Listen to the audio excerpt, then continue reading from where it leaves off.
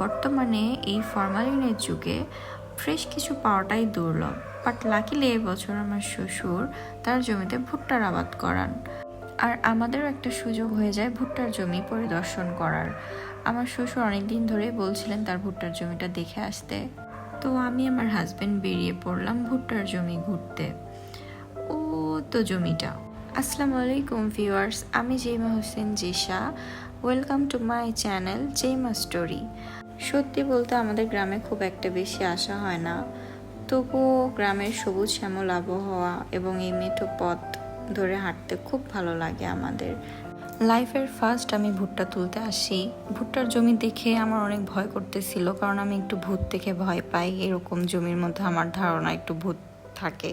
তবে আমি বারবার আমার হাজব্যান্ডকে ডাকতেছিলাম যে আসেন আমার সাথে একটু হেল্প করেন, আপনি যান ভুট্টা উঠান, আমি উপর থেকে ধরতেছি। বাট সে বলল যে না, তুমি উঠাও, তোমার শখ করে আসছো, তুমি উঠাও, আর উঠে উঠে আমার হাতে দাও। তো আমি একটা একটা করে ভুট্টা উঠাচ্ছিলাম, ওনাকে আমি বলতেছি আমার ভয় পাচ্ছে, ওনার উপর একটু রাগ করতেছি আমি। তবু উনি আমাকে পাশে থেকে সাহস দিয়ে যাচ্ছিল, বলছিল যে তুমি পারবা পারবা, নাও নাও, করো করো। তো আমি এক সময় দেখা যায় যে ভুট্টা তুলতে এতই আমার মজা লাগতেছিল যে আমি কখন যে একটার পর একটা উঠাই যাচ্ছিলাম আমি নিজেও বুঝি নাই। বাট এই ভুট্টার জমিতে একটা জিনিস আপনাদেরকে বলি, এই ভুট্টার পাতাগুলো যদি আপনার কোথাও লাগে তাহলে সেই জায়গাটা ভীষণ চুলকায়, এবং আপনার যদি শরীরে কোনো রকম র্যাশ অথবা অ্যালার্জির প্রবলেম থেকে থাকে তাহলে এই জিনিসটা থেকে আপনাদের দূরে থাকা অনেক ভালো। বিকজ আমার হাতে অনেক বেশি চুলকাচ্ছিল, আমার একটু অ্যালার্জির প্রবলেম ছিল, সেজন্য আমি বুঝি নাই, আমি জিনিসগুলোকে আমার শরীরের সাথে অনেক বেশি লাগাচ্ছিলাম, আর যার কারণে আমার হাতে পরে দেখি অনেক বেশি র্যাশের মতো লাগতেছিল, যেটা অনেক বেশি চুলকাচ্ছিল। আমার হাজব্যান্ড বললো এটা তুমি ভুট্টা ধরছো, এই কারণে এইরকম হয়েছে।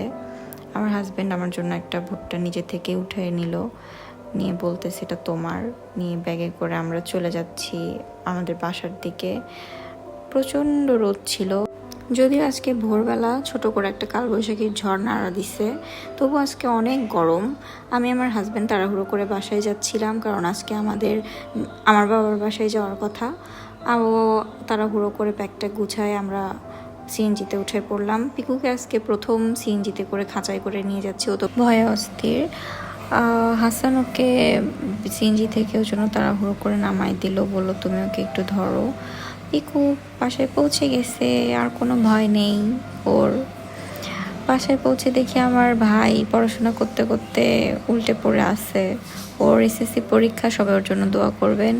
আর পিকু তোর নানি বাসায় এসে খুব বেশি উড়াউড়ি করতেছিল।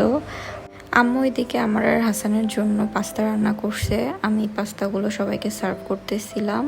হাসানকে পেয়ারার পাস্তা খাইতে দিলাম। আম্মুর বানানো আমের চাটনি দিয়ে সে পেয়ারা খাচ্ছিল, আমার ভাইও পাস্তা খাচ্ছিল। এরপর আমি চলে গেলাম আমার বড়াব্বুর বাসায়।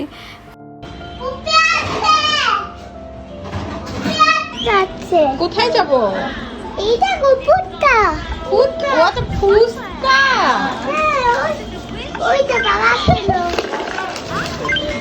বাবা ছিল। এটা হলো আমার একটা আদরের ভাতিজা জিহান, যাকে আমি অনেক বেশি ভালোবাসি এবং সেও আমাকে অনেক বেশি ভালোবাসে। আমি যখন আমার বাবার বাসায় বেড়াতে আসি ও তো আমার জন্য একদম পাগল হয়ে যায়, ফুপি ফুপি করে সারাটা দিন। ও আমার জন্য ফুচকা বানাচ্ছে, ওর আম্মু বলতেছে হচ্ছে দাও আমি বানাই দেই। ভাবে আমার জন্য ফুচকা রেডি করে দিচ্ছিল, কিন্তু না, ও ওর আম্মুর হাতের থেকে কেড়ে নিয়ে নিয়ে আমার জন্য ফুচকা বানাই দিচ্ছিল, আর আমাকে বলতেছিল যে নাও ফুপি খাও, তুমি খাও। এর মধ্যে ওর গাটা মেখে বাথরুম থেকে হাত ধুয়ে আসলো, এসেই ওর পাঞ্জাবি শুরু, এটার উপর উঠতেছে, ওটার উপর উঠতেছে, এটা করতেছে সেটা করতেছে, সবাইকে একদম মাতিয়ে রাখে আমাদের বাসায়। ওর এই ছোট্ট ছোট্ট দুষ্টুমি সবার অনেক পছন্দ, ওকে ছাড়া বাসা অনেক ফাঁকা ফাঁকা লাগে। ওকে আমার বাসায় কিছুক্ষণ পরে আমি নিয়ে গেছিলাম, ও আমার পাখির সাথে খেলে টেলে ও অনেক ক্লান্ত হয়ে গেছিল। ব্যাস এই পর্যন্তই ছিল আজকের ব্লগ।